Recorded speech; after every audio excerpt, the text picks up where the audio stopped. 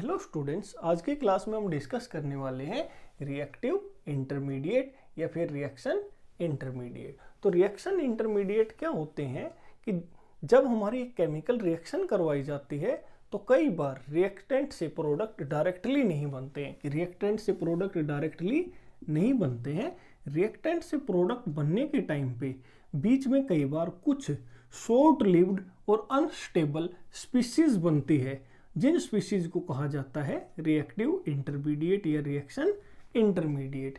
Intermediate का मतलब होता है ये रिएक्टेंट और प्रोडक्ट, मतलब जब रिएक्टेंट का प्रोडक्ट में कन्वर्जन होता है तो इनके बीच में बनते हैं ये, इसीलिए इनका नाम है इंटरमीडिएट।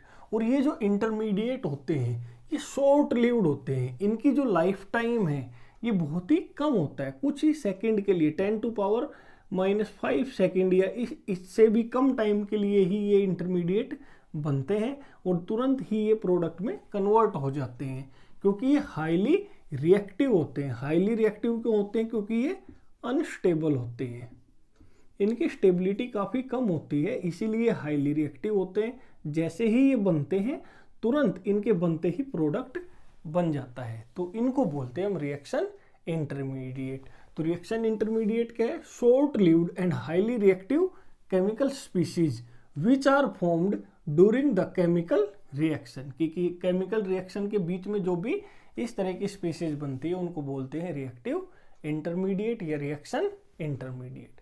तो इसके बारे में डेफिनेशन आपकी क्लियर हो गई है। और ये जो रिएक्टिव इंटरमीडिएट होते हैं ये कैसे बनते हैं? बाई होमोलिटिक और heterolytic cleavage of a covalent bond. कि जब हमारे रिएक्टेंट के अंदर जो कोवलेंट बॉन्ड होता है उसका होमोलिटिक या हेट्रोलिटिक क्लीवेज जब होता है तो हमारे इंटरमीडिएट बनते हैं। तो ऑर्गेनिक केमिस्ट्री के अंदर हम कितने टाइप के इंटरमीडिएट पढ़ते हैं? तो ऑर्गेनिक केमिस्ट्री के अंदर हम ये 6 टाइप के इंटरमीडिएट स्टडी करते हैं।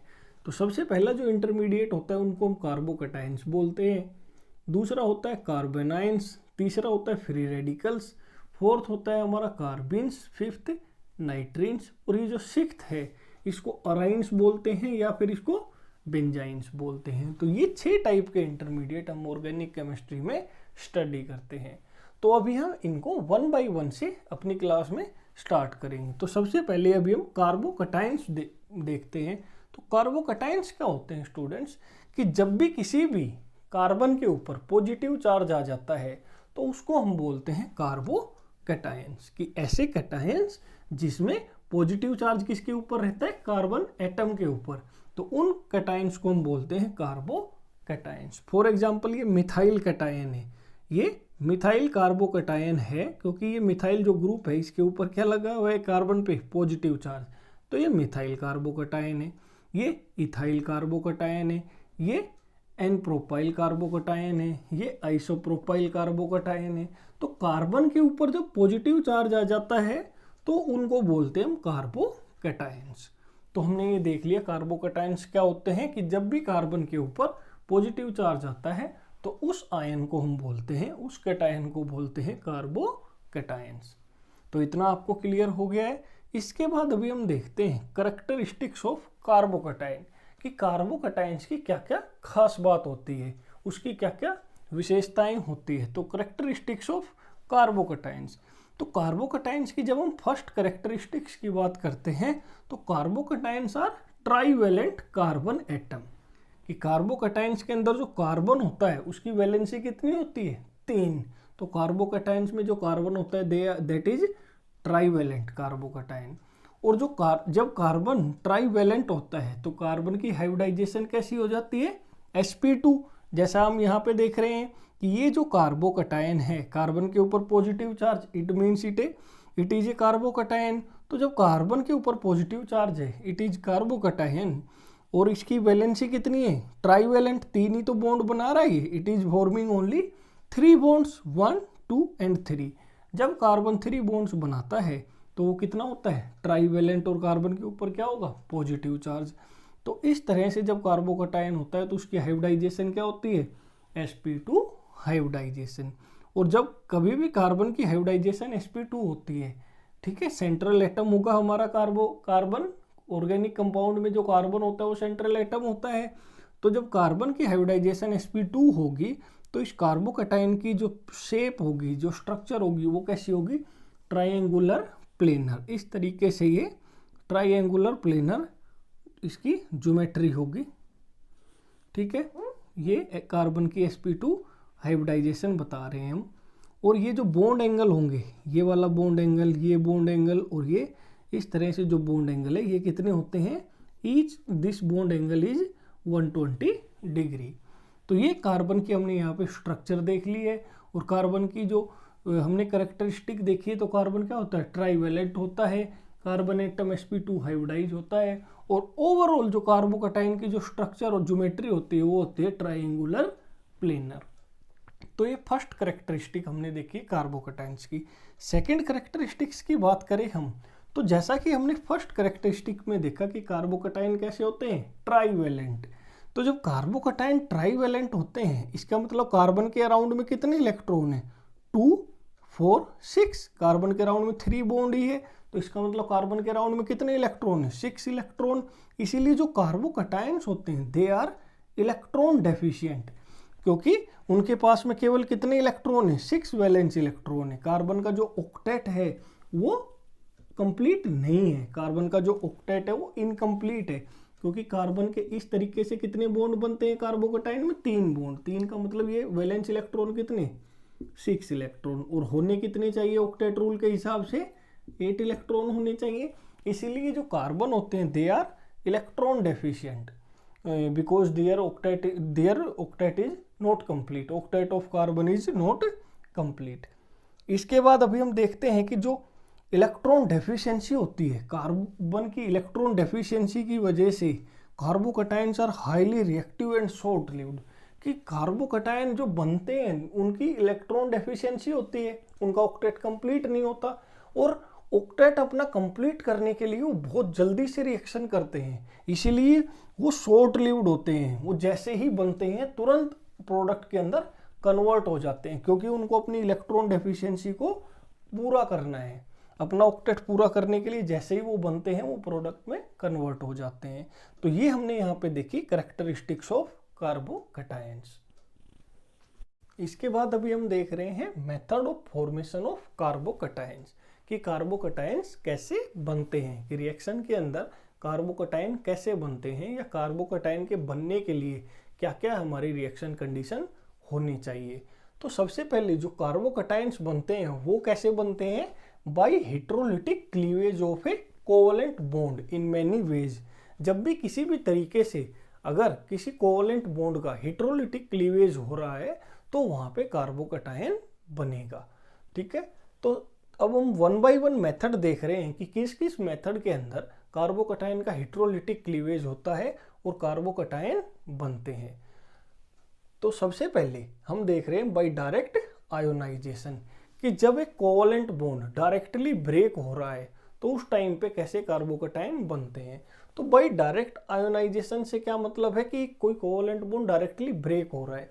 तो क्या होता है कि जब भी हम किसी एल्काइल हैलाइड को, हमारे पास क्या है, एक एल्काइल हैलाइड है, जब किसी भी एल्काइल हैलाइड को हाईली पोलर मीडियम में डाल दें या फिर in the presence of the heavy metal salt, alkyl halide ले और उसमें कोई हैवी मेटल का सोल्ट डाल दें। हैवी मेटल कौन कौन सी हो सकती है? सिल्वर हो सकती है, मरकरी हो सकती है, या कैडमियम एक्सेट्रा। तो ये सब हैवी ट्रांजिशन मेटल्स है। तो जब किसी एल्काइल हैलाइड को हम हाईली पोलर मीडियम में डाल दें या फिर हम क्या करें, हैवी मेटल का साल्ट एल्काइल हैलाइड में डाल दें, तो उस टाइम पे जो एल्काइल हैलाइड क्या होती है? ये RX को ही हम क्या बोलते हैं? Alkyl halide. तो जब भी एल्काइल हैलाइड को हम किसी हाईली पोलर मीडियम में डालें या हैवी मेटल का सोल्ट हम एल्काइल हैलाइड में डाल देते हैं तो हमारे पास क्या बनता है? कार्बोकैटायन। फॉर एग्जांपल जैसे ये कोई एल्काइल हैलाइड है और लिक्विड सल्फर डाइऑक्साइड, जो लिक्विड सल्फर डाइऑक्साइड होता है ये एक हाईली पोलर सोलवेंट होता है। तो जब एल्काइल हैलाइड को इस सोलवेंट में डाला जाता है तो ये वाला जो बॉन्ड है RX वाला बॉन्ड, ये हेटेरोलिटिक क्लीवेज हो जाती है इस बॉन्ड की, और इस बॉन्ड के दोनों इलेक्ट्रॉन हैलोजन को मिल जाते हैं, इसीलिए जो R होता है इस पे आ जाता है पॉजिटिव चार्ज। तो ये बन गया हमारा कार्बोकैटायन। और जब किसी एल्काइल हैलाइड को हम हैवी मेटल साल्ट के साथ रिएक्शन करवाते हैं तो ये जो हैवी मेटल आयन जो होते हैं ये हेलोजन को कैप्चर कर लेते हैं। तो ये जैसे Ag पॉजिटिव है तो ये क्या करेगी, इस X नेगेटिव को यहाँ से खींच लेगी अपनी तरफ, तो ये क्या बच जाएगा, Ag पॉजिटिव, ये R पॉजिटिव, और इसके साथ X नेगेटिव के साथ जैसे सिल्वर है तो ये AgX बन जाएगा। तो ये भी क्या बन गया हमारा, कार्बोकैटायन। अब यहाँ पे हम एग्जाम्पल देखें तो जैसे ये एक टर्सरी ब्यूटाइल क्लोराइड है, इसको हमने लिक्विड सल्फर डाइऑक्साइड में डाला है, तो ये बॉन्ड की डायरेक्ट आयोनाइजेशन हो जाएगी। ये वाला जो बॉन्ड है अपने आप टूट जाएगा, इस बॉन्ड के दोनों इलेक्ट्रॉन क्लोरीन को मिलेंगे और कार्बन पे क्या आ गया है, पॉजिटिव चार्ज, और Cl पे नेगेटिव।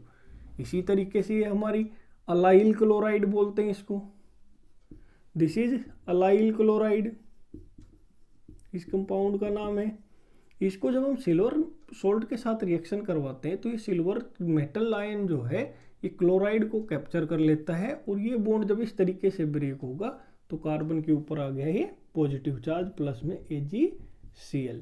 तो ये भी हमारा क्या बन गया, कार्बोकैटायन। तो एक तरीका तो ये होता है कार्बोकैटायन बनने का। सेकेंड मेथड क्या है, by protonation of unsaturated compounds, कि हमारे पास कोई अनसैचुरेटेड कंपाउंड्स है। जैसे ऑर्गेनिक केमिस्ट्री में अनसैचुरेटेड कंपाउंड कौन से होते हैं, एल्कीन हो गए, एल्काइन हो गए, कार्बोनाइल कंपाउंड हो गए, नाइट्राइल हो गए, ये सब हमारे क्या होते हैं, अनसैचुरेटेड कंपाउंड। जब किसी अनसैचुरेटेड कंपाउंड का हम किसी एसिड के साथ रिएक्शन करवा देते हैं, एसिड का मतलब H पॉजिटिव, तो जब अनसैचुरेटेड कंपाउंड्स का हम एसिड के साथ रिएक्शन करवाते हैं तो हमारे पास क्या बनता है, कार्बोकैटायंस। जैसे ये हमारी एल्कीन है, इस एल्कीन का नाम है इथीन। इथीन की रिएक्शन हमने H पॉजिटिव के साथ करवाई एसिड के साथ, एसिड H पॉजिटिव प्रोड्यूस करते हैं, तो ये वाला जो बॉन्ड है ये इस H पॉजिटिव पे अटैक करेगा। इस तरीके से ये बॉन्ड जब H पॉजिटिव पे अटैक कर रहा है तो ये H पॉजिटिव इस CH2 से जुड़ जाएगा, ये बन जाएगा CH3, और ये बॉन्ड जब इधर से उठ के इधर गया है तो इस वाले CH2 पे आ जाएगा पॉजिटिव चार्ज, तो ये बन गया हमारा ethyl carbocation. This becomes ethyl carbocation. अगर हम कोई कीटोन है या कोई कार्बोनाइल कंपाउंड है, ये कोई कार्बोनाइल कंपाउंड है, कार्बोनाइल कंपाउंड उन कंपाउंड को बोलते हैं जिसमें ये CO ग्रुप जुड़ा रहता है। तो ये कोई जो CO ग्रुप जब इसमें जुड़ा हुआ है, ये हमारा कीटोन है, वैसे तो दोनों तरफ R ग्रुप है, इसकी रिएक्शन H पॉजिटिव से करवाएंगे तो H पॉजिटिव क्या है, H पॉजिटिव इलेक्ट्रॉन डेफिशिएंट है, ये लोन पेयर ऑफ इलेक्ट्रॉन इस पर अटैक कर देगा। यहाँ पे इलेक्ट्रॉन की ये एक्सेस है, यहाँ इलेक्ट्रॉन की डेफिशिएंसी है, तो ये lone pair H positive pay attack करेगा।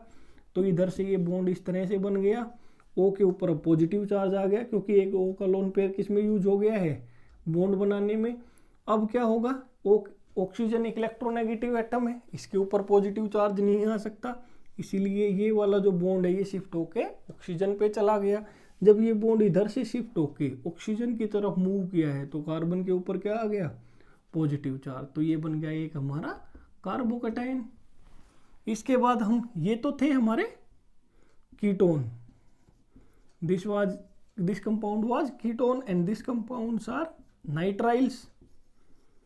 नाइट्राइल्स की रिएक्शन जब हम H पॉजिटिव से करवाएंगे तो हमें पता है नाइट्रोजन के ऊपर एक लोन पेयर होता है, तो नाइट्रोजन वाला lone pair H positive pay attack करेगा और ये नाइट्रोजन और हाइड्रोजन के बीच में एक बॉन्ड बन जाएगा। अब इस बॉन्ड को बनाने में नाइट्रोजन ने अपने दोनों इलेक्ट्रॉन यूज किए हैं, इसीलिए नाइट्रोजन के ऊपर आ जाएगा पॉजिटिव चार्ज।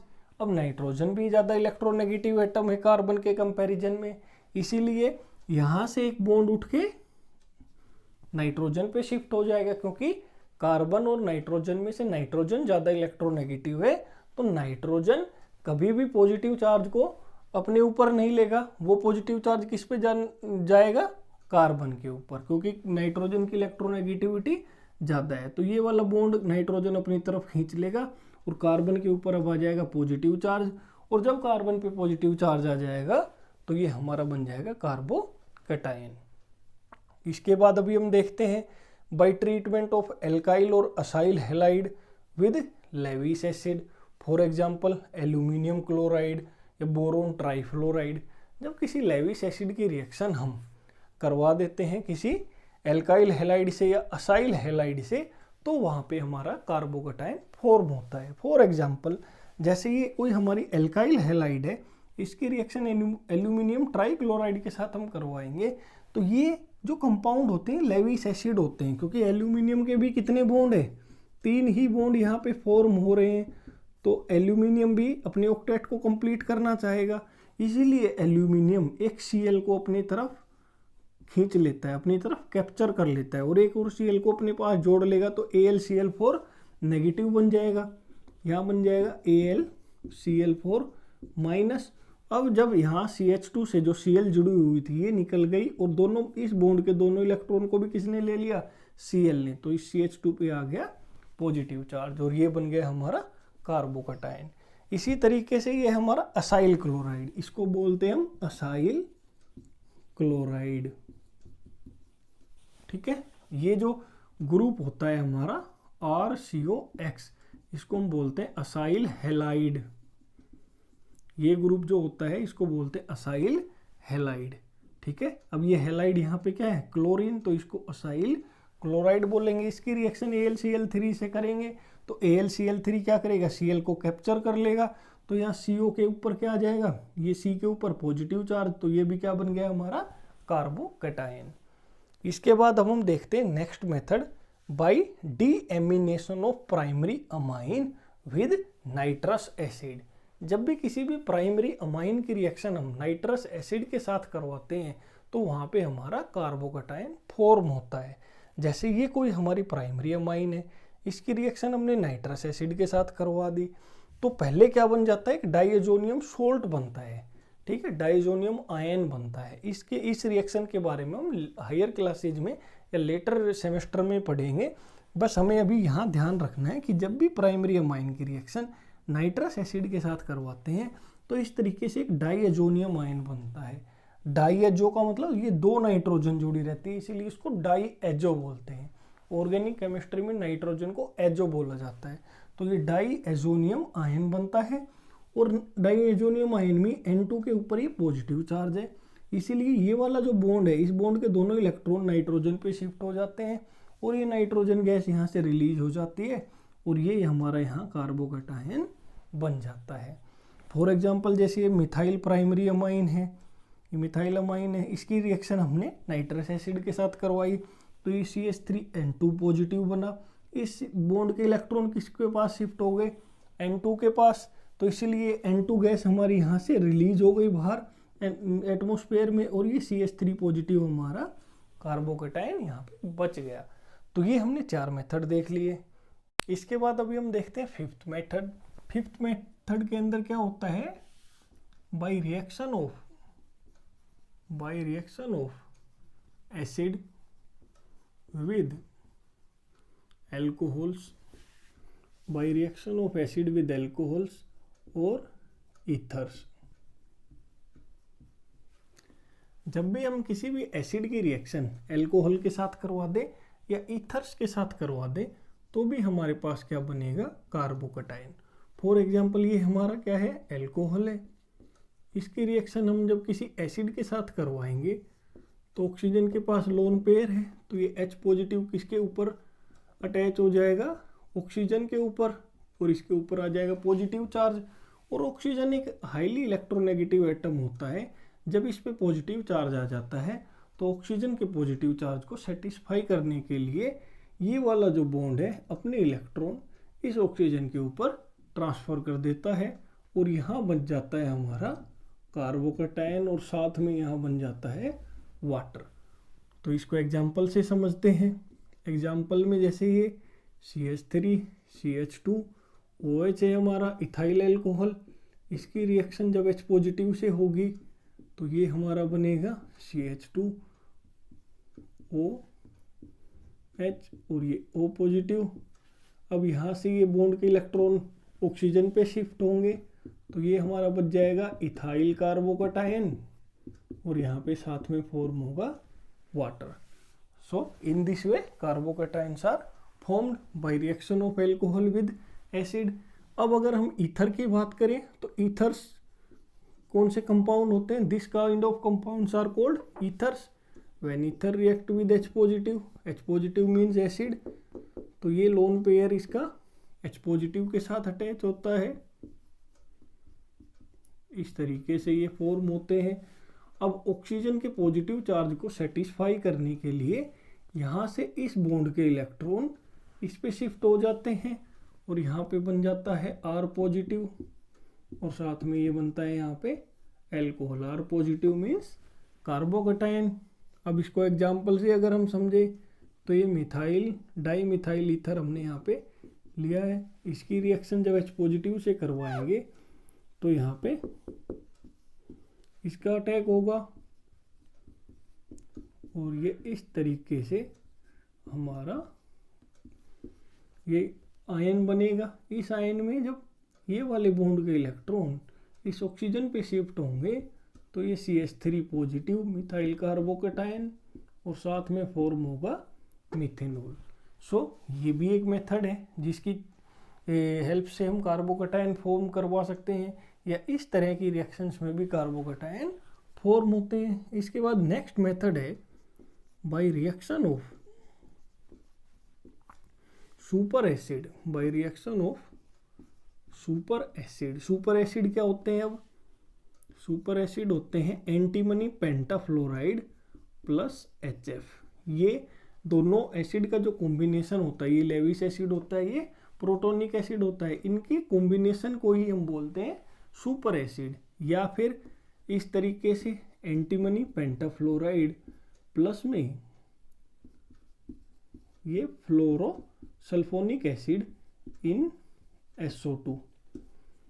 तो ये जो कॉम्बिनेशन होता है या ये जो कॉम्बिनेशन होता है इन्हीं को ही बोलते हैं हम super acid. Bye reaction of super acid with alkyl fluoride.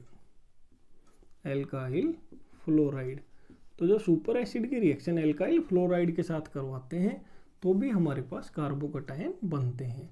जैसे ये हमारा कोई एल्काइल फ्लोराइड है, इसकी रिएक्शन हमने सुपर एसिड के साथ करवाई है, तो सुपर एसिड्स क्या होते हैं?